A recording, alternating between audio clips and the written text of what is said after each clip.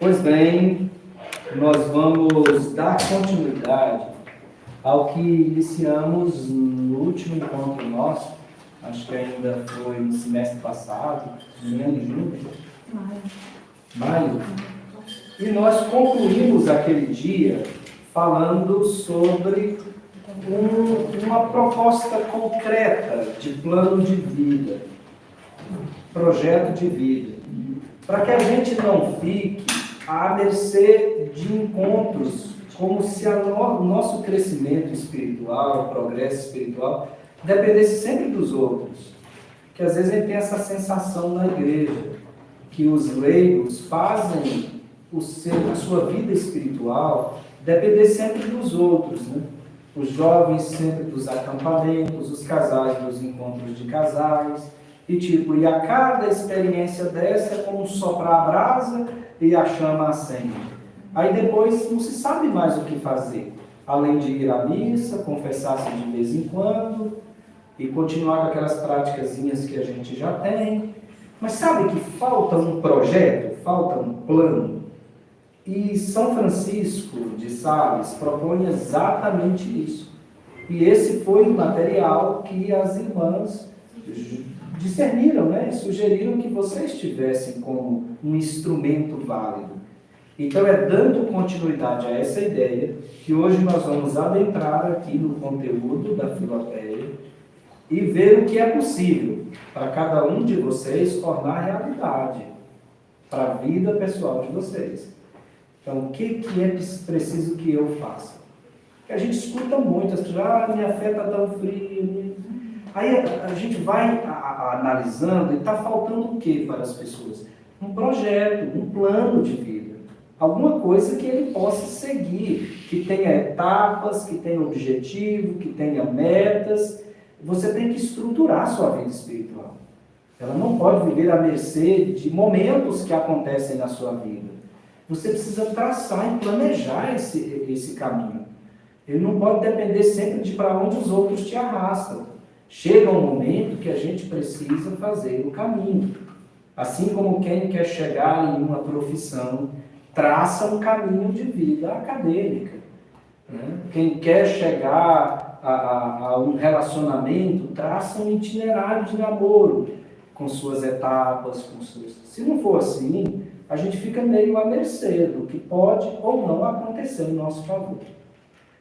Então, lá no início, nós terminamos na aula passada, ou no encontro, na palestra passada, aqui eu dou aula, eu já me sinto aqui dando aula, né? Essa é a sala de aula. Bom, nós falamos de um simples plano de vida. Eu apresentei isso no encontro último. E a proposta era empreender esse caminho concreto de virtude, crescimento da vida espiritual. Aí, então eu apresentei um projeto, um esboço bem simples, que na verdade o intuito era que se vocês achassem que poderia ser válido, aplicasse isso para ver o quanto poderia ou não ajudar. Talvez alguns, nesse primeiro momento, nem achou que fosse algo que pudesse somar. Vai depender de cada um. Então, o esboço, o simples que eu havia proposto, era assim: que você fizesse uma tabelinha, né? Fizesse aí uma folha mesmo, uma tabela, e de um lado desta tabela você colocasse as virtudes, ao menos 4, que você percebe que é importante para você. Você olha lá na sua vida em família, se eu fosse um pouco mais tolerante, se eu fosse um pouco mais disponível. Eu olho lá no meu serviço, se eu fosse um pouco mais paciente, ou se eu fosse um pouco mais dedicado. Então, assim, a gente olha para a vida da gente e elenque pelo menos 4 coisas que eu percebo que poderiam traduzir melhor a minha fé, que poderiam mostrar de fato que eu estou em sintonia com Deus na minha vida, que eu não estou fugindo dos planos dele para mim. E, do outro lado, coloque 4 fraquezas, vícios que eu quero superar, que eu vejo que me atrapalham muito, né? Às vezes eu falo muito palavrão, eu precisava melhorar isso aqui. Ou às vezes eu estou muito dependente disso aqui, eu preciso me libertar, estou sentindo viciado nisso. Às vezes, e assim você coloca 4 coisas que estão aparecendo, que não precisa nem esforço para procurar, que estão ali, ó, no primeiro olhar eu já percebo, isso aqui não dá, isso aqui está ruim, isso aqui não me representa. Isso aqui está aparecendo em toda a confissão. Toda vez que eu vou confessar, isso aqui é a primeira da lista. E olha que ele está intensificando, né? Antes eu confessava 2, 3 vezes isso aqui, agora isso aqui já está aparecendo. Então eu preciso colocar ali, do lado de cá, como aquilo que eu preciso combater. Aí você fez isso, foi o que eu propus, né? Você fez isso. Agora é importante que se coloque o propósito. Então você tem 4 virtudes e 4 vícios. Agora você vai colocar neles o que você concretamente está disposto a fazer para poder combater. Porque não pode ficar só no ideal. Tipo assim, eu percebo que eu preciso ser mais paciente. Ok. Mas não pode parar aí. O que eu vou fazer concretamente para ser mais paciente? Aí você precisa colocar um propósito concreto. Então, há um ideal, um objetivo, e para alcançar o objetivo, um propósito, um caminho. Então, eu decidi que eu preciso ler mais a Bíblia. Eu não leio, passa a semana eu não leio. Então, concretamente, o que eu vou fazer? Vou estipular um horário e uma regra de contato com a palavra. Um capítulo da Bíblia todo dia sagrado. Se eu não fizer isso, eu tenho que me confessar sob pena de pecado. Quer dizer, eu posso me impor isso, né? Eu fiz esse propósito, se eu não cumprir, eu preciso confessar, porque eu vou estar em pecado. Para dizer que você precisa encontrar os alimentos suficientes. Então isso era muito simples, era o plano que eu havia proposto. Muito simples, está vendo? Colocar 3 ou 4 virtudes que eu percebo que preciso buscar, 3 ou 4 vícios que eu preciso combater, e o que eu vou fazer para alcançar essas virtudes, e o que eu vou fazer para combater esses vícios. Algo que esteja relacionado. Você fez essa sua tabelinha, aí você pode até usar o método de vigiar sobre ela. A cada semana você dá uma passadinha lá, e aí você olha aquele propósito. Quantas vezes eu consegui cumprir? Quantas vezes eu não cumpri? Porque assim você vai vigiando sobre você mesmo. Não fica uma coisa lá esquecida. Porque só pelo fato de pôr no papel, não vai acontecer na sua vida, não. Às vezes tem faz bonitinho, um plano de vida bonitinho. Lá no papel ficou perfeito. Mas ficou lá no papel. Não está acontecendo. Não está desenvolvendo. Então, tá vendo? Isso é muito simples. Quando eu propus esse, era justamente para ver o quanto vocês estão dispostos a sair da experiência passiva de fé, que só recebe, só é mandado, só é comandado, mas nunca toma a rédea da coisa e dizer, puxa, eu preciso dizer para mim mesmo o que eu preciso fazer e o que eu preciso parar de fazer. A gente precisa assumir essa autonomia da nossa vida espiritual. Não podemos ficar à mercê sempre de alguém que nos propõe alguma coisa. Eu preciso me propor algo, à luz do Espírito Santo, me dispor a fazer algo e perceber o meu progresso, o meu crescimento. Então isso foi o que a gente concluiu no último nosso encontro.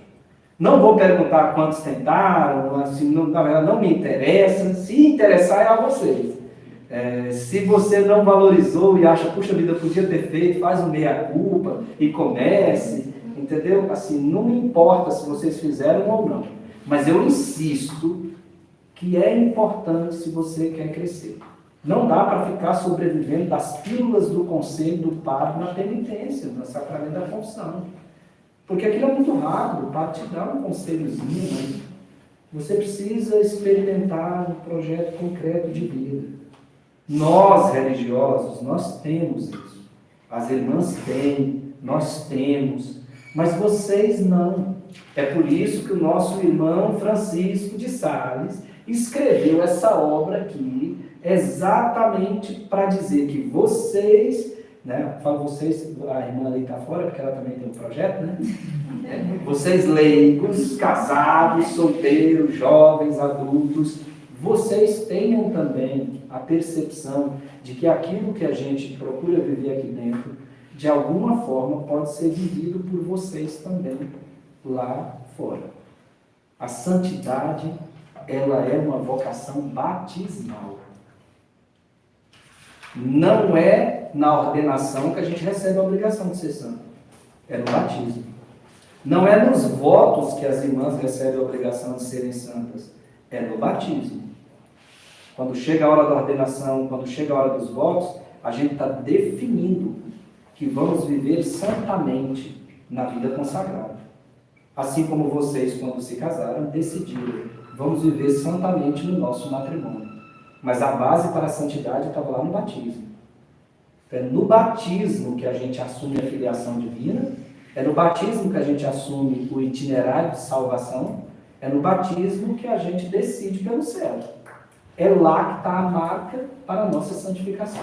Agora, às vezes, falta saber caminhar pelas vias que o nosso batismo nos traçou. Ok até aqui? Eu só estava revisando, gente, semana passada. Agora nós vamos entrar no que a gente tem para hoje, que é diretamente no texto de Filoteia. Eu acredito que todos tenham, porque... Temos gente nova aqui, né? Quem se interessa? Quem não tiver, tem aqui para vender. Quem não tiver, tem para vender. Não, né? Desculpa o seu nome, né? Glécia. E o seu? Marco. Marco. Os que vieram a primeira vez, a gente queria nem vir para vender. Se vocês não tiverem quiserem se interessar, tá? Desculpa aí, pai. A gente tem, olha uma Beth ali, para uma É um fonte. intervalo comercial, viu? Mas é para, na verdade, um fundo para nós mesmos, para nossas missões, tá bom? Quanto, irmã? 16? Acho que É 16 reais, é 16. Caso vocês se interessem. Pode pagar depois, tá bom? A edição da irmã é um pouquinho diferente, né, irmã? Não é essa da avó. mostra aí. Tem uma aí. Esse. O cliente está com essa edição. Tudo que está aqui está ali. Acho que ela também é voz. Isso também é da Vozes. Eu estou sem carro. Então, ok. Olha o tema que eu coloquei para hoje é o seguinte. Os primeiros passos para iniciar uma vida devota. Os primeiros passos para iniciar uma vida devota e alcançar o primeiro grau da pureza. Os primeiros passos para iniciar uma vida devota e alcançar o primeiro grau da pureza.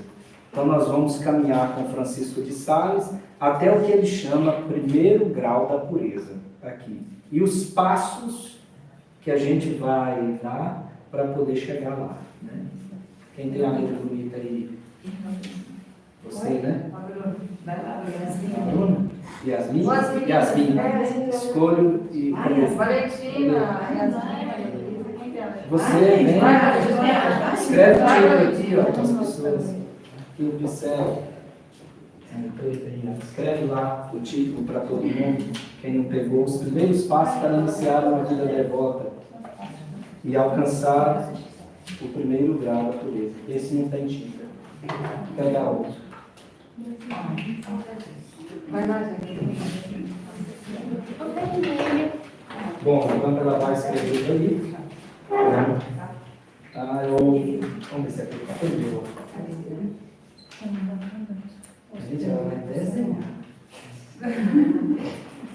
Os primeiros passos para iniciar uma vida devota e alcançar o primeiro grau da pureza. Pois bem, nessa segunda palestra, sendo fiel ao itinerário proposto por São Francisco de Sales, eu quero apresentar os primeiros passos que ele deixa aqui para transformar nosso esboço de plano de vida, aquilo que a gente fez de modo tão simplório, em algo consistente e que possa nos garantir mesmo um progresso de vida espiritual. Então, o que eu vou falar hoje é de inspiração salesiana, São Francisco de Sales, mas transformada em algo bem concreto, para a gente poder, de fato, fazer acontecer na nossa vida, cada um na sua medida. Para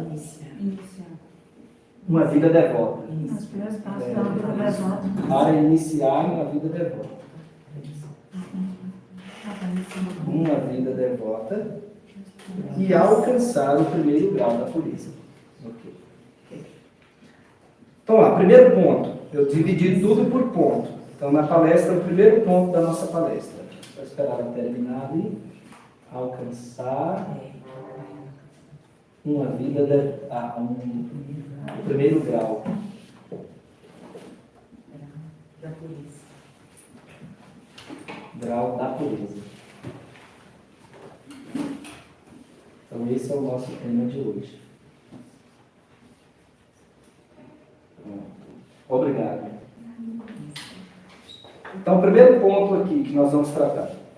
Pela graça de Deus, essa instrução de São Francisco chega para nós como providente instrumento divino para socorrer a nossa alma e colocá-la no caminho seguro da graça.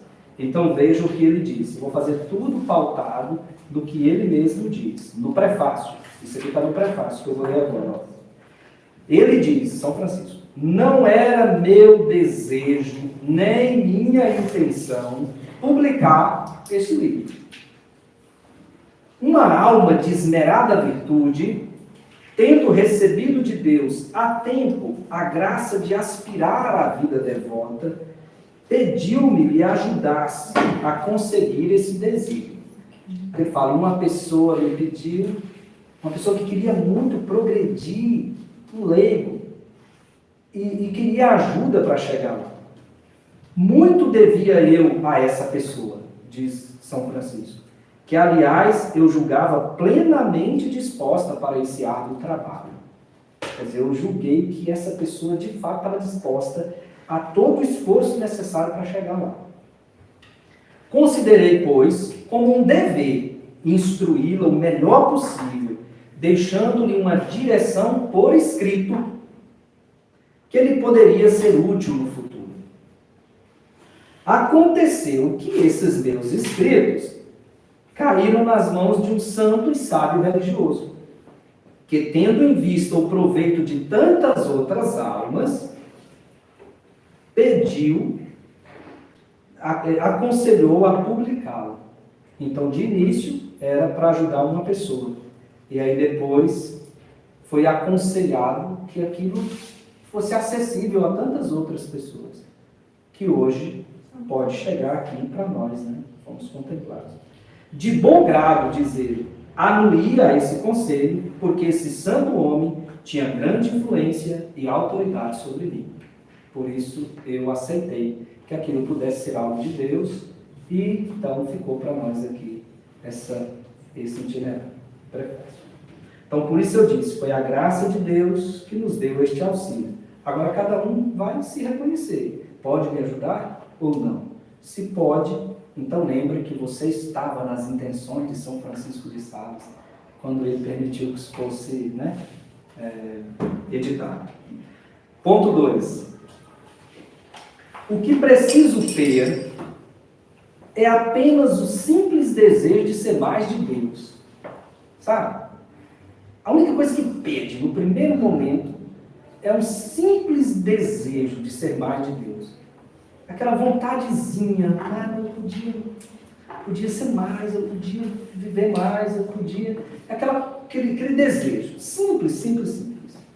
A graça de Deus, por meio da vivência desse itinerário salesiano, me acolhe onde estou e me abre o horizonte dos caminhos trilhados por todos os santos que veneram.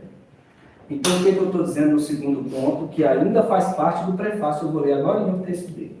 Estou dizendo assim, o que pede de vocês aqui? É um simples desejo de ser mais de Deus. Um simples desejo, eu quero ser mais de Deus. Se você tem esse desejo, esse instrumento aqui vai te pegar lá onde você está, na situação em que você está, com todas as dificuldades, para te fazer caminhar pelo mesmo caminho que os santos que você venera caminharam. Basta você pensar que Teresinha não teve uma Eucaristia diferente da que nós temos. Não confessou um sacramento diferente do que nós temos. Não adorou a Jesus diferente do que hoje nos é dado. não leu uma Bíblia diferente daquela que nós temos para ler. Não teve livros espirituais muito diferentes daqueles que nós podemos ter. Então veja que São Francisco de Sales vai nos ajudar a entender que o caminho que os santos fizeram é um caminho que a gente também pode fazer. A gente só precisa expandir esse desejo simples de ser de Deus. Aí ele diz assim: toda obra se divide em 5 partes. Na primeira, esforço-me, por meio de alguns avisos e exercícios, a converter o seu simples desejo numa resolução decidida. Então, a primeira parte, ele quer pegar a sua vontadezinha de ser mais de Deus e transformá-la numa convicção. Eu preciso ser mais de Deus. Então, aquele negócio, eu queria ser mais de Deus, vai transformar num eu quero ser mais de Deus. Aquele negócio de eu podia ser mais de Deus, vai se transformar no eu preciso ser mais de Deus. Então ele vai fazer com que você de fato abrace o caminho. É o primeiro momento, a primeira parte do curso. E tomada depois da confissão geral, por uma protestação firme e seguida da Sagrada Comunhão. E nós vamos terminar bem aqui a palestra de hoje. O nosso itinerário vai até a comunhão. A coroação do primeiro grau da igreja. A comunhão. Em esta comunhão, em que ela se entrega inteiramente ao Divino Salvador, enquanto o Salvador se dá a ela, fala encontrar auspiciosamente o amor divino. Está no prefácio também essa parte. Ponto 3. No ponto 3, o que Francisco me propõe nem é propriamente um caminho que ainda não seja conhecido. Porque às vezes você vai falar, mas isso aqui tudo a gente já sabe. O que ele se dispõe é ensinar o jeito certo e proveitoso de trilhar por esse caminho, apropriando-me corretamente de tudo que ele oferece. Então não é que vai vir coisa nova, coisa que eu ainda não sei, ou que eu nunca ouvi falar. Mas ele vai nos ensinar a acolher essas coisas e a vivê-las de uma forma ímpar, que de fato vai surtir os efeitos para nós. Porque todos vocês se confessam, mas às vezes não se confessam do jeito certo. Não faz uma preparação que deveria ser feita para uma confissão. Confessa os pecados, mas não sabe o que fazer depois de uma verdadeira confissão. Então, o que ele vai fazer é pegar esses caminhos que os padres nos ensinam nas missas, que nos são ensinadas nos meios de comunicação, tudo isso, e vai dizer assim, você precisa viver desse jeito aqui. Esse caminho, você vai caminhá-lo assim. É isso que ele quer com este instrumento em nosso favor. Então, nesse terceiro ponto, eu falo, não é nada novo, mas é um jeito novo de acolher o que às vezes a gente já conhece. Aí agora o texto dele, esse texto aqui que eu vou ler, ainda está no prefácio da obra que ele mesmo escreve. Para levar adiante este propósito, mostro-lhe 2 grandes meios de se unir mais ou menos com a majestade divina. O uso dos sacramentos, pelos quais Deus vem a nós, e a oração, pelo qual nós vamos a Deus. Olha que maravilha. Ele está dizendo que ele vai ensinar-nos a viver esse caminho, entendendo o modo como a gente se encontra com Deus. Ele fala, o primeiro modo é nos sacramentos, pelos quais Deus vem a nós. E o segundo é pela oração, pela qual nós vamos a Deus. A definição de sacramento é sinal sensível e eficaz da graça de Deus. Quer dizer, é um sinal de Deus no meio da gente. E a oração? A elevação da alma a Deus. Então ele vai dizer, nós vamos encontrar o jeito certo de fazer esse movimento. A hora de subir e a hora de acolher ele descendo. Fazer isso com dignidade e aproveitar isso com grandeza. Se você aceita ser discípulo de São Francisco, você vai entender, Francisco de Sales aqui, você vai entender o jeito certo de viver essas experiências tão ricas da igreja, que santifica uns e acaba, às vezes, sendo motivo de condenação para outros. Então, os instrumentos estão aí, o modo como a gente vai usá-los. A comunhão, dizia São Paulo, pode ser comungar a própria condenação, como a comunhão para os santos é tocar o céu ainda vivendo na terra.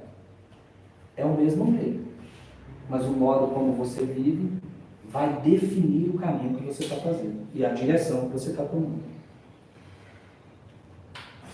Nisto consiste a matéria da segunda parte, que não vamos trabalhar hoje, aí já vai ser mais para frente. A terceira parte contém as práticas das diversas virtudes, esse seria o terceiro momento. Limito-me, porém, a certos avisos peculiares, que não se podem achar de si mesmos ou raramente se encontram nos autores. Na quarta parte, faço ver, ó Filoteia, dizer, os embustes do inimigo, e lhe mostro como se livrar deles e vencê-los. Então, na quarta parte, ele vai falar assim, como é que você vai identificar o demônio, e quando ele está agindo, e quando ele está atuando na sua vida e no seu caminho. E, por fim, na quinta, eu levo a alma à solidão. Essa é a mais difícil. Para que aí se refrigere um pouco, tome alento e recupere as forças, de modo que possa caminhar em seguida com maior ardor nas veredas da vida devota. Está no prefácio. Essa quinta parte, ele vai falar de uma experiência que aí poucos sabem vivê-la e poucos sabem que estão vivendo ela. Porque é um momento em que você precisa, de fato, fazer um salto na sua vida espiritual para transcender esse aspecto muito sentimental e afetivo da fé, que a gente se acostuma muito, né? Semana mesmo eu atendi uma pessoa que falou, quando eu comungo eu não sinto nada. E quando eu vou na oração, eu não sinto nada na oração.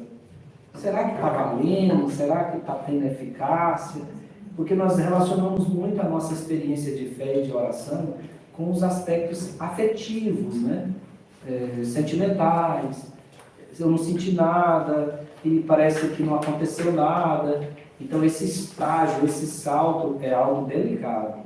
É quando a gente vai mergulhando numa dimensão de confiança, de abandono em Deus, que vai muito além de qualquer convicção que a gente possa ter. Quem soube falar disso com muita propriedade é Teresa d'Ávila. Aí eu precisaria ler seus escritos para vocês perceberem o que é o deserto da vida espiritual.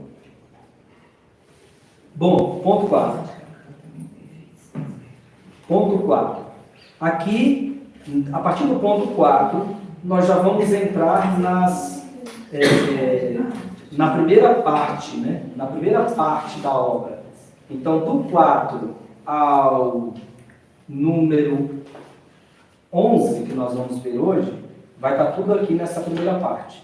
Eu vou dizendo só os números, tá vendo? A primeira parte, aí tem o capítulo 1, aí eu vou dizer quando tiver no capítulo 1, quando tiver no capítulo 2, quando tiver no capítulo 3, até chegar o que seria aqui o capítulo 19, mas eu desenvolvi em 11 partes. Então, 4. Vamos começar. A primeira pergunta é, para começar, o que era preciso? Um simples desejo de ser mais de Deus. Então a pergunta é, e ele fala desse ser mais de Deus, de amor a Deus, né? Por isso ele intitula o negócio de Filoteia. Aquele que ama a Deus, ama a Deus. Filo, amor, teia, teos, Deus. Então, para aquele que ama a Deus, para aquele que quer amar a Deus, para aquele que escolheu Deus, aquele que escolheu ser mais de Deus, aquele que tem o desejo de ser mais de Deus. Então, a primeira pergunta é, que a gente precisa partir daí. Você ama a Deus? Você ama a Deus? E a gente precisa se perguntar. Não é uma coisa dada, não. Viu? A gente precisa se perguntar. Eu amo a Deus? Eu amo a Deus? Bom, se eu dou uma resposta rápida, pronta, como fez Pedro para Jesus, achando que resolveu o problema, não resolveu. Pedro, tu me amas mais do que esse? Ele fala assim, Senhor, eu amo. Mas Jesus olha para ele, espera um pouco, e ele pergunta de novo, Pedro, tu me amas? Sabe? Ele insiste para que a gente tenha convicção do que estamos dizendo. Que às vezes dá uma resposta pronta. Você ama a Deus? Você precisa ser capaz de responder essa pergunta. Não aqui, lá, no momento. O quanto você realmente o ama? Você seria capaz de mensurar? Não, eu amo Deus. Sim, eu não tenho por que não amar. Eu não vejo dúvidas sobre o meu amor. Aí vem, mas o quanto eu amo? O quanto eu amo? Quanto você ama a Deus? Quanto? Se você pudesse mensurar. E não joga palavras ao vento, não. Porque se você criar uma realidade diferente da que você é, não tem como te buscar lá onde você está. Entende? E se você criar uma ideal bonito de você, sendo que você está aqui, aí vai buscar o seu personagem. Mas você mesmo não vai ser encontrado. Então é preciso responder com sinceridade. O quanto realmente eu amo a Deus. Ainda sigo aprofundando a pergunta. Esse amor é demonstrado? É? Tá vendo? Porque você pode responder, eu amo. Aí de repente você diz, eu amo muito. Mas o quanto esse muito amor é demonstrado? Acha onde você se declara para Deus. Onde você demonstra o amor que você sente. Você já amou alguém? Como você demonstrou esse amor? Que gestos você teve? Vocês que se casaram, o que fizeram para demonstrar o amor que tinha pelo outro a ponto de conquistá-lo? E para Deus, você já fez alguma coisa para que o seu amor fosse reconhecido? Quarta perguntinha. Parafuso de roda. Você vai achando até cantar. Chega um ponto que você não vai na mão, aí você sobe em cima, né? Da chave de roda e faz. Aí é só. Então a quarta. Ele pode sentir o seu amor? Sentir eu coloquei entre aspas aqui, porque na verdade não é algo sensível. Mas é para dizer assim, Deus consegue reconhecer o seu amor? Você acha que chega nele? Essa é a pergunta. Seu amor chega lá? Deus sabe? Ou eu preciso te perguntar 3 vezes, tu me amas? Onde é que está isso no texto? Quer dizer, para eu tirar essas perguntas que não estão no texto, mas eu tirei de onde? Daqui, da primeira parte, capítulo 1. A verdadeira devoção, Filoteia, pressupõe o amor de Deus. Ou melhor, ela mesma é o mais perfeito amor a Deus. A devoção é o verdadeiro amor a Deus. Esse amor se chama graça, porque adorna a nossa alma e a torna bela aos olhos de Deus. Se nos dá força e vigor para praticar o bem, nós até a chamamos de caridade. E se nos faz praticar o bem com frequência, pronto, cuidadosamente, aí a gente chama de devoção. E atinge então ao maior grau de perfeição. A devoção consiste essencialmente num amor purificado. Num amor purificado. A devoção consiste num amor purificado. Ela nos impele e incita não somente a observar os mandamentos, veja, já seria muito, né? Mas não só observar os mandamentos pronta, ativa e diligentemente, mas também a praticar as boas obras, que são apenas conselhos e inspirações particulares. Quer dizer, a verdadeira devoção purifica de tal forma o nosso coração que nós não seremos sequer guiados pelos mandamentos que nos obrigam, mas seremos dispostos a fazer ainda mais aquilo que nos é aconselhado interiormente pela vontade de Deus. Então, o amor é que vai ser trabalhado. Esse instrumento não vai trabalhar regras, não vai colocar normas, você não vai encontrar mandamentos, imposições. Pelo contrário, você vai encontrar um caminho para desenvolver um verdadeiro amor. Um amor que nos faz chegar ao que seria uma vida verdadeiramente devota. Ponto 5.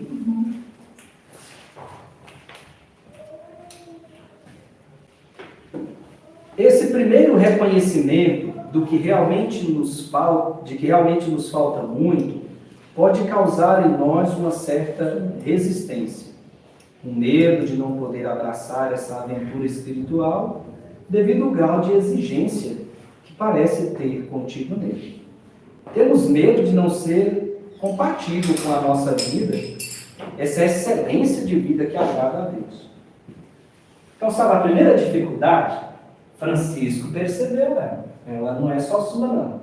O que pode estar já girando na cabeça de muita gente. Isso é muito bonito, mas eu acho que não é para mim, não. Não é? Quando você começa a arrochar com essas 4 perguntas, aí fala assim, o Paulo está falando para o grupo errado. Acho que ele não sabe onde eu moro, ele não sabe com o que eu trabalho. Né? Ainda mais Francisco, como você ia imaginar, né? Onde eu estou hoje, o que eu estou fazendo. Eu acho que isso aí não é para mim, não. Aí ele vai dizer que isso, de fato, vai estar presente. Faz parte desse primeiro processo, quando a gente se questiona sobre o amor. A gente vai percebendo que a gente está muito distante do que a gente pensou que era e que aquilo que se espera da gente ainda está muito mais distante do que a gente acha que pode chegar. Então ele escreve assim, está na primeira parte, capítulo 3. Está lá no capítulo 3, está escrito assim, não, Filoté, a verdadeira devoção nada destrói. Ao contrário, tudo aperfeiçoa. Por isso, caso uma devoção impeça os legítimos deveres da vocação, isso mesmo denota que não é uma devoção verdadeira. Se a sua devoção, como que é seu nome? Glécia, casada com Michael, com 3 filhos. Se isso aqui atrapalhar você cumprir com os deveres legítimos da sua vocação conjugal e familiar, você está no caminho errado. Entendeu? Se você, Mariana, jovem, adolescente, para viver a sua vida seguindo esse caminho, sentir que você está perdendo o que é próprio do seu estado de vida, de jovem, que busca a Deus, é sinal que não se trata de uma verdadeira devoção. Que a verdadeira devoção não vai te tirar nada do que te é próprio.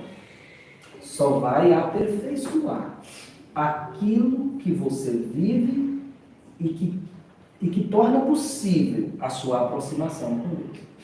É claro que Deus vai tirar da sua vida aquilo que te atrapalha. Nós estamos falando aí, passos para alcançar o primeiro grau da pureza. Então a gente vai ter que passar por uma purificação. Mas essa purificação não é abrir mão daquilo que é próprio do nosso estado de vida.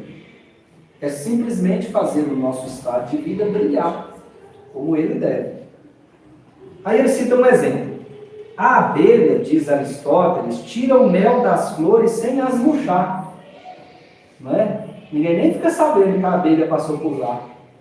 Ela vai lá na flor e pega o néctarzinho lá e vai embora. A flor fica toda bonitinha. Ele não destrói a flor, mas tirou da flor algo que a flor talvez nem soubesse que podia dar. Eu acho que a flor não tem na sua concepção que ela pode produzir nela. De fato, ela não pode. Mas quando ela permite a abelha visitá-la, sem destruí-la, ela percebe o quanto ela pode colaborar. Né? Dando uma dos manás, né? da nossa vida, que é o mel. E as deixa intactas e frescas como as encontrou. A devoção verdadeira ainda faz mais, diz São Francisco, porque não só em nada estorva o cumprimento dos deveres diversos dos estados e ocupações da vida, mas também os torna mais meritosos. Eles conferem o mais lindo ornamento. Então, Francisco está dizendo que uma vida devota vai te ajudar a ser a melhor esposa que seu marido poderia ter. Ele a ser o melhor marido que você poderia ter. E vocês dois serem os melhores pais que esses filhos gostariam de ter. Ele está dizendo que esse caminho não precisa que você saia lá da sua condição assumida diante de Deus para viver uma coisa diferente. Ele está dizendo que o mesmo Deus que atua na vida de quem se consagra, atua na vida de quem está lá assumindo os seus deveres no mundo secular e que pode alcançar a perfeição. Então Deus vai chegar lá no seu jardim como uma abelha, vai pegar o néctar e vai mostrar para essa flor que ela pode muito mais do que embelezar uma semana e murchar. Ela pode deixar marcas da sua existência, que é o mel precioso que a abelha pôde, com a colaboração da flor, dar ao mundo. Até aqui, ok? Estamos apaziguados? Vale, então, tinha uma dúvida só, se eu puder resgatar, vamos seguir. O primeiro ponto, você falou um ponto que antes de desejo de ser mais de Deus. Eu não sei se eu que me enganei. Você falou que o segundo ponto que eu desejo ser mais de Deus, né? Antes do desejo de ser mais de Deus. O primeiro ponto? É. O primeiro ponto é ele explicando que o instrumento não era um desejo dele. Tudo parece ser mais um desejo de Deus, porque o modo como que a coisa aconteceu. Ele tentou só ajudar uma pessoa e de repente a coisa ganhou uma proporção muito grande, que não era uma coisa dele. Então ele entende que esse instrumento que está hoje para nós é algo que Deus quis que chegasse para nós. Não é o primeiro ponto para a gente seguir, foi o ponto dele, né? É o primeiro ponto dele. O primeiro que eu falei, o primeiro é o quarto. Para nós, o primeiro mesmo é o quarto ponto. Eu ainda falei assim, vamos começar. É porque são os pontos da palestra, né? Eu dividi em pontos. O quarto ponto é o ponto que começa concretamente. Os outros são introdutórios. Até porque é no quarto que começa o texto. Até o terceiro é o prefácio. Estamos agora no quinto, né? Exato. Agora vamos para o sexto. Ponto 6. São só 11, tá vendo? Já estamos passando da metade. Não é tão sofrido assim. Um passo concreto é o 6. A busca por um diretor espiritual. Esse passo é muito difícil. Ele fala que é difícil. Ele fala que é difícil. Tem até um texto aqui, eu vou ler para vocês agora. Né? Eu nem coloquei aqui, mas está aqui. Mas esse passo só deve ser feito, esse passo só deve ser feito, de fato, por quem esteja decidido a trilhar seriamente o caminho de uma vida santa e agradável a Deus. Não vai gastar tempo dos pais, das religiosas à toa, não. Só se você quer. Porque a direção espiritual, de alguma forma, te submete a uma orientação. Agora, se você vai lá só para gastar tempo do padre, aí você está atrapalhando alguém que poderia aproveitar esta oportunidade. Então, repito, você só vai dar esse passo se você estiver decidido a trilhar seriamente o caminho de uma vida santa e agradável a Deus. Uma vida devota, como ensina São Francisco de Sales.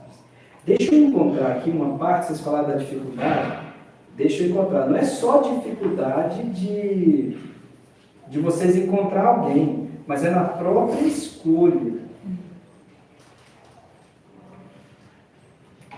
Cadê? 6, aqui.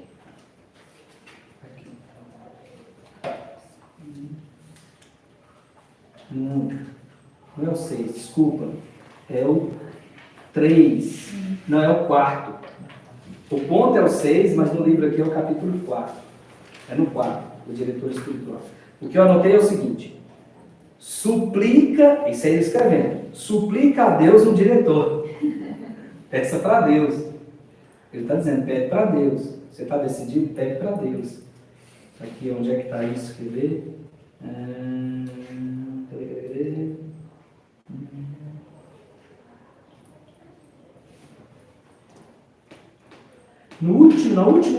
As últimas frases dele, está aí, ó. Suplica a Deus um diretor. E quando o achares, agradece a divina majestade. Persevera, então, em tua escolha, sem ir procurar outro. Não fique fazendo teste de diretor espiritual. Caminha para Deus com toda a simplicidade, humildade e confiança, e a tua viagem será certamente feliz. Mas antes desse ponto aqui, deixa eu ler um outro aqui. Ó. Mas quem achará um tal amigo, um diretor espiritual? Diz o sábio que é aquele que teme a Deus, isto é, um homem humilde que anseia com ardor o seu adiantamento espiritual. Se é, pois, tão importante, Filoterra, ter um guia experimentado nos caminhos da devoção, pede com todo fervor a Deus que te mande um segundo o seu coração, e não duvides nenhum instante que ele te enviará um diretor sábio e fiel, ainda que fosse um anjo do céu, como Deus enviou ao jovem Tobias. Se você pedir, Deus vai dar. De fato, esse amigo deve ser um anjo para ti, isto é, uma vez que o tenhas obtido de Deus, já não os deve considerar como um simples homem. Não deposites a tua confiança nele, senão com respeito a Deus, que por seu ministério te quer guiar e instruir, suscitando no seu coração e nos seus lábios os sentimentos e as palavras necessárias para a tua direção. Por isso deves ouvi-lo como a um anjo que vem do céu para te dirigir. Ajunta a esta confiança uma sinceridade a toda prova. Bom, mas eu queria falar de uma outra coisa, mais atrás.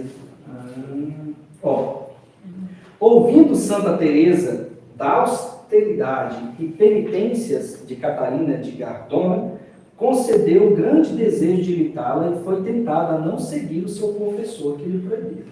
Entretanto, como se submetesse, nosso Senhor lhe disse: minha filha, o caminho que segues é bom e seguro. Tu estimavas muito essas penitências, mas eu estimo mais ainda tua obediência.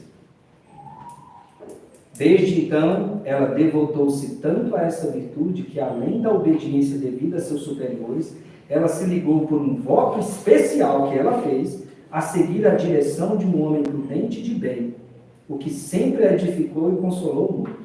De modo semelhante, já antes e depois dela, muitas almas santas que queriam viver inteiramente sob a dependência de Deus, submeteram sua própria vida à de um de seus amigos, o diretor espiritual.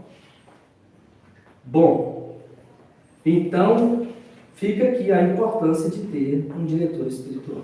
Peçam a Deus. É a solução que Deus dá. Pede para Deus um diretor espiritual. Mas só se você tiver disposto. Senão ele não vai dar, não. E se você pedir e ele não der, é porque você não está disposto. Porque senão ele vai te mandar um anjo do céu, diz São Francisco. Se você estiver disposta mesmo e pedir a Deus um diretor espiritual e ele não aparecer, é porque você não está disposta. Porque se você tiver e não tiver nenhum que responda um sim para você, Deus vai mandar um anjo do céu, como mandou para Tobias. Está vendo a coisa? É séria. E quem pode ser um diretor espiritual? Pode ser um padre, pode ser um consagrado, uma religiosa. Né? Às vezes vocês vão nesses conventos, tem os freis franciscanos, tem uns que são frades, não são padres, mas são frades. Tem uma vida consagrada, uma intimidade, uma vida de oração, um monge, né? E ele pode te orientar. Ele não vai atender sua confissão, mas ele vai te orientar para que você possa se confessar com o padre que esteja disponível para uma confissão. Então pode ser uma religiosa, pode ser um consagrado, pode ser um sacerdote. É importante que sejam pessoas assim que já têm uma vida de comprometimento total com Deus. Não se recomenda que sejam pessoas que estão inseridos na mesma correria da vida de vocês e que às vezes não têm a mesma seriedade no sigilo, porque a direção espiritual é algo que você precisa ter como de extrema confiança, porque você não pode ter um diretor espiritual em quem você não confia a sua vida, as suas situações mais pessoais e íntimas. Bom, quanto a isso, estamos apaziguados? Sim. Sofrido, mas apaziguado. Meio difícil. Mas... Tá vendo? Mas, gente, cada passo, quando você precisa primeiro é fazer esse discernimento. Eu quero, né? O que a gente está apresentando para vocês aqui é que isso é possível. Né? Isso é possível a todos. Só que se você não está realmente pronto, disposto a confiar nesse caminho, não adianta ficar achando os elementos, porque por si só eles não vão resolver nada. O ponto 7. Eu começo aqui com mãos à obra. É momento de tirar de nós o que nos tira de Deus. Esse passo é um passo importante. É preciso tirar de nós o que nos tira de Deus. Ter a disposição para purificar a alma. Começar um sério exame de consciência. Identificar os pecados graves, os pecados mortais. Então, nesse ponto 7 aqui, que vai ser trabalhado nos 3 capítulos, está muito relacionado com a confissão geral. Aí, esse primeiro ponto é você identificar o que te afasta de Deus, na sua alma. Pode estar alojado lá. Ele escreve assim, no 6.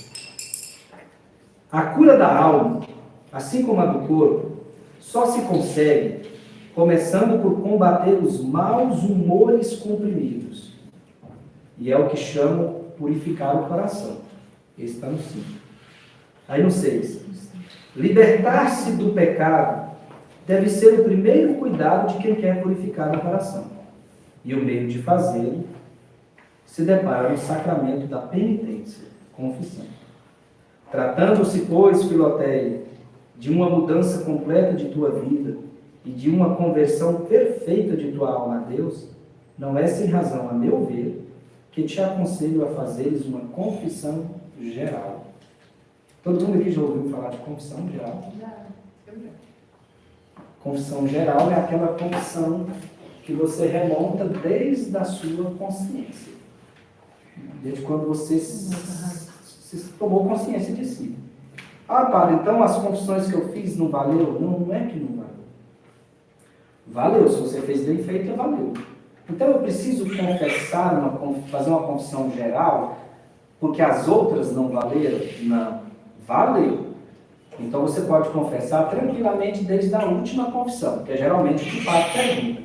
Tem quanto tempo que você se confessou? Tanto tempo. Quais são os pecados desse tempo? Que é justamente para a pessoa entender que o que ela confessou antes foi perdoado. Mas por que ele fala de confissão geral? É porque, por mais que a gente tenha confessado pecados, sei lá, 10, 20 anos, pode ser que a força daquele pecado nunca parou de ser exercida sobre nós. Às vezes você confessou aquela mesma situação durante esses últimos 10, 15, 20 anos. De alguma forma, esse pecado tem uma raiz na sua alma. E quando você faz uma confissão geral, é como se você fosse lá na primeira semente onde esse pecado entrou e você faz um processo de purificação. Você não está só limpando o mato que cresceu. Você está arrancando a raiz. E muito mais que isso. Você está tirando a semente que permitiu que a raiz se desenvolvesse. Então, a confissão geral é mais uma experiência de purificação, de afetos, de dependência, que a gente acaba estabelecendo como pecado.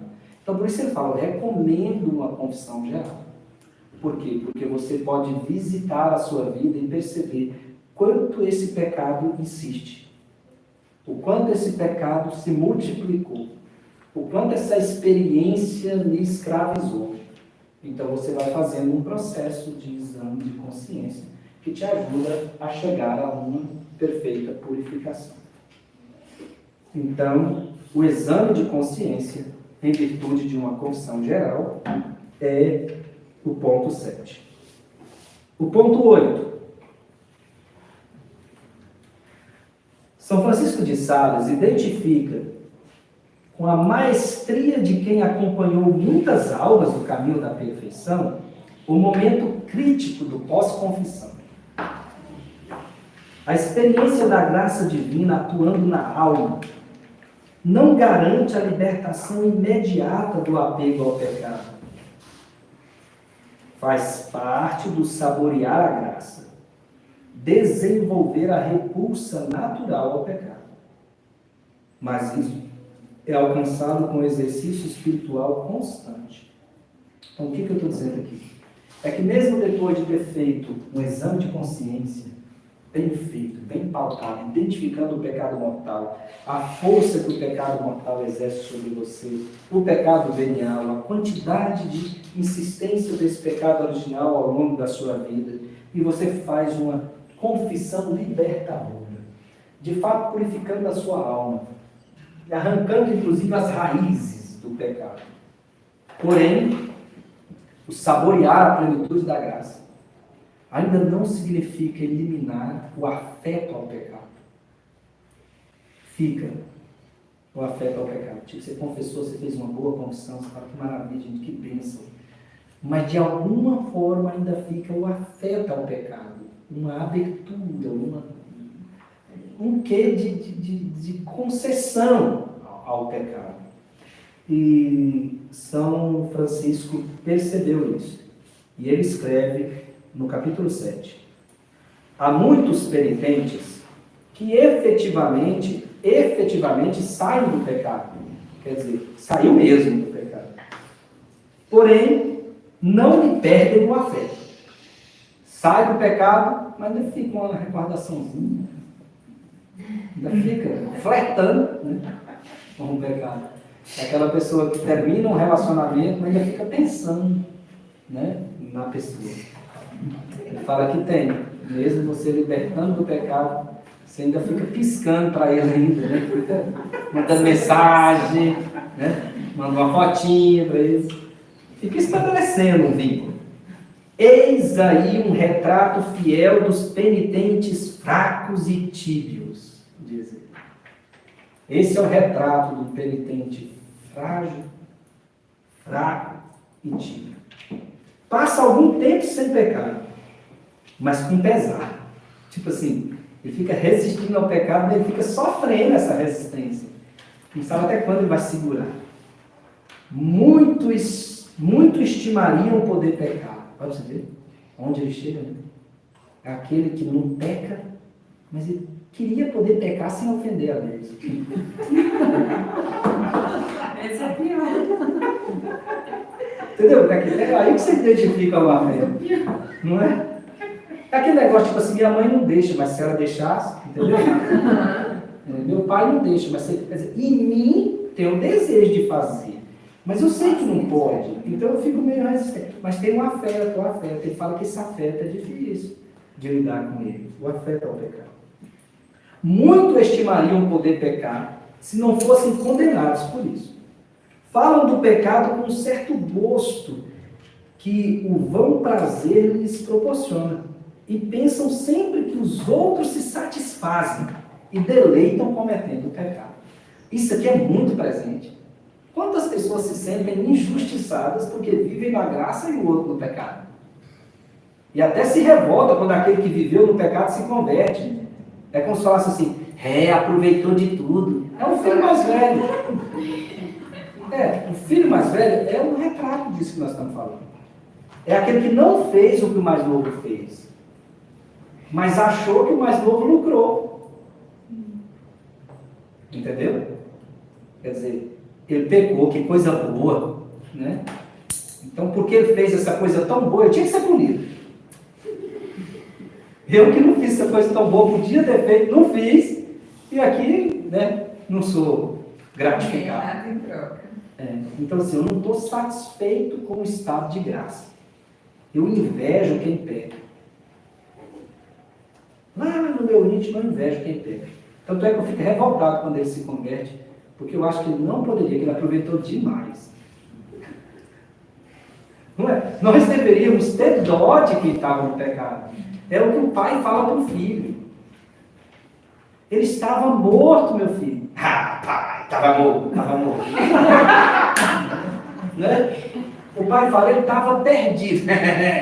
Só que não sabe o que eu estou contando. Quer dizer, ele não consegue perceber que aquilo é mal.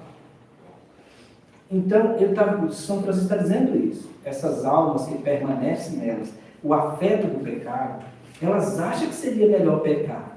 E elas não entendem por que Deus tem tanto problema com o pecado. Né? Bom, portanto, Filoteia, continua ele. Uma vez que aspira sinceramente à devoção, não só deves deixar o pecado, mas é também necessário que teu coração se purifique de todos os afetos que lhe foram as causas, e são precisamente as consequências. Pois, além de constituírem um contínuo perigo de recaídas, enfraqueceriam a tua alma e te abateriam o espírito. Duas coisas que, como deixei dito, são irreconciliáveis com a vida devota. Está no número, capítulo 7. Achou aí? Confirmou? Estou inventando nada. Entenderam, gente? Então não é só vencer o pecado, mas uma coisa muito difícil é vencer o afeto do pecado. E a gente se depara com muitas pessoas nessa dificuldade, que às vezes vem confessar e você percebe que a pessoa está confessando, mas ela não está abrindo mão do contexto que representa diretamente o pecado. Quer dizer, ela não vai mudar de vida. Tipo, ela gosta do pecado. Ela só fica incomodada com aquela culpazinha. Aí ela vem e confessa. Mas a confissão não tira dela aquela determinação, aquela convicção do que o pecado proporciona. Falta um propósito de conversão. Porque ainda existe um afeto muito forte com o pecado. As pessoas não têm muita consciência disso. Então é um caminho que a gente precisa fazer. Não tem muita consciência disso. É por isso que uma pessoa em condições de amaziamento quer confessar. Ele não percebe que essa confissão implicaria nele abrir mão daquela condição na qual ele se encontra, que possivelmente ele incorre em pecado sempre. Só porque ele está tão convencido que aquilo pode, que ele só confessa porque a igreja diz que aquilo não pode. Mas ele mesmo não está convencido.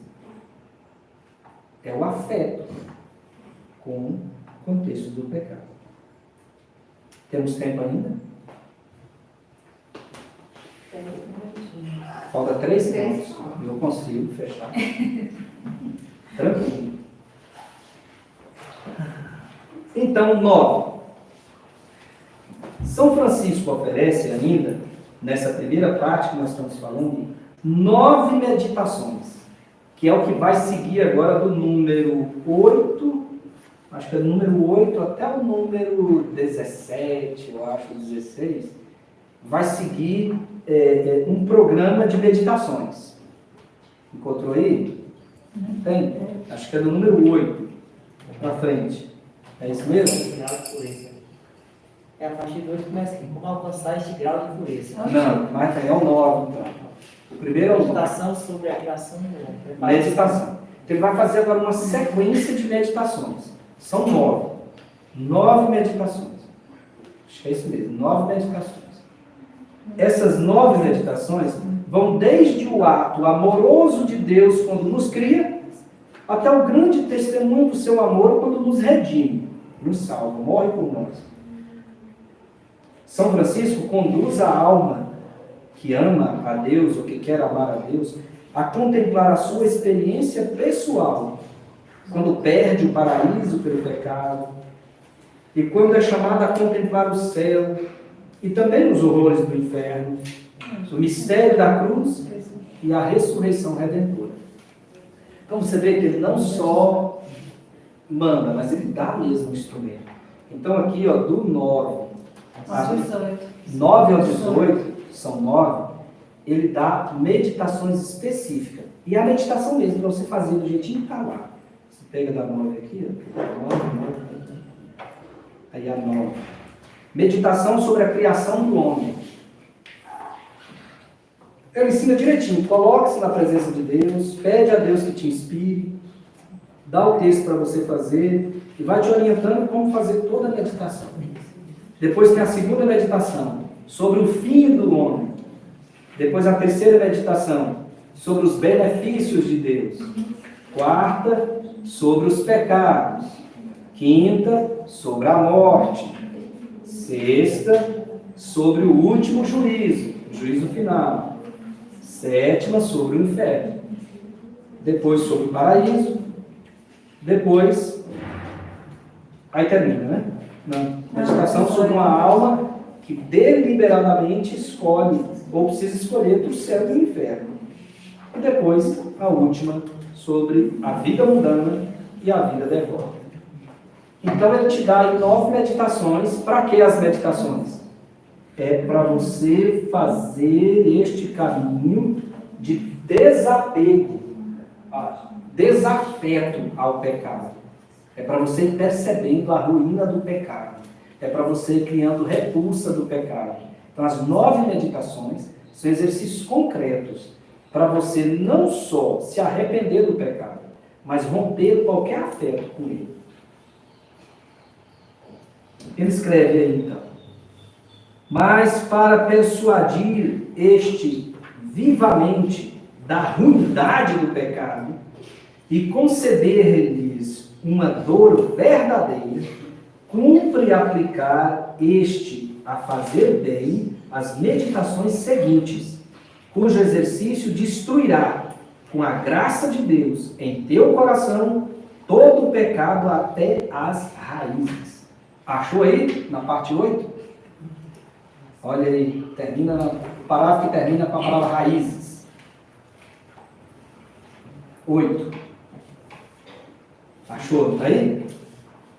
Então, bem aí ele está dizendo que essas meditações vão te ajudar a não só criar horror ao pecado, mas, sobretudo, perder qualquer afeto, perder a vontade de pecar, aquela valorização do pecado.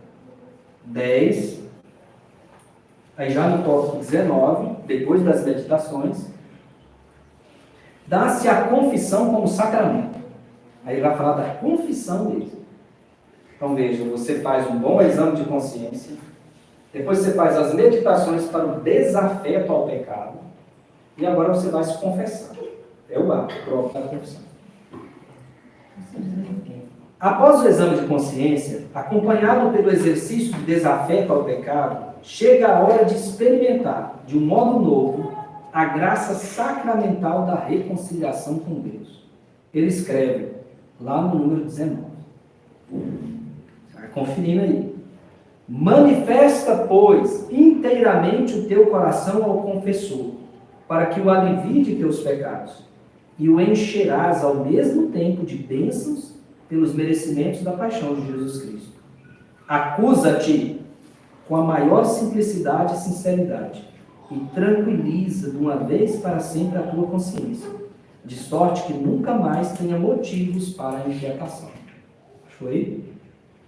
Ele está dizendo que você precisa fazer uma boa confissão depois desse caminho traçado. Não quer dizer que durante este tempo você não faça suas confissões como de costume, mas se você vai traçar esse itinerário, vai chegar um momento que você vai precisar fazer a confissão das confissões. Geralmente nós fazemos em momentos específicos da nossa vida. Quando a gente, por exemplo, vai se ordenar, você faz uma confissão geral. Você vai celebrar, sei lá, 10 anos de padre, né? Você faz uma confissão geral. As irmãs, quando vão fazer o voto, faz uma confissão geral. Quando vão renovar os votos, por quê? Porque você vai olhar para a sua vida para trás e ver, essa coisa está indo ou não está indo. Se você está ou não está alcançando a necessária pureza do seu caminho. E a gente conclui então o número 11. Viu que deu tempo? A Eucaristia, eu disse para vocês que nós terminaríamos aí, É o selo de coroa, é o selo que coroa todo o itinerário da união perfeita da alma com Deus. Cristo se dá na Eucaristia a todos, mas as almas que se preparam devidamente para esse precioso encontro o recebem como plenitude de salvação, ápice da união perfeita entre Deus e a sua criatura, obra do seu amor infinito. Isso eu escrevi. Agora escreveu São Francisco. Ó meu Deus, Filoteia, que pacto mais admirável e feliz este, pelo qual tu te dás a Deus e Deus te dá a si mesmo, e te reentrega a ti próprio, para viveres eternamente. Nada mais te resta a fazer do que tomar a pena e assinar este ato de protestação e depois te achegar ao altar, onde Jesus Cristo ratificará a promessa que fez, de dar-te o paraíso, pondo-se a si mesmo em seu sacramento, como um selo sagrado sobre o coração renovado deste modo em seu amor. Eis aí, pois, a tua alma, neste primeiro grau de pureza, que consiste na isenção do pecado mortal e dos afetos que te podem levar a cometer. A gente chegou lá. E ele até fala para você poder registrar esse momento.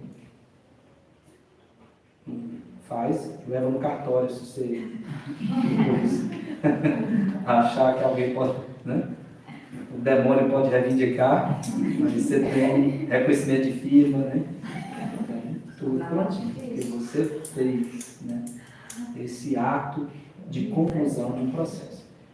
Então veja, tudo isso que eu falei vai até o capítulo 22, a parte 22.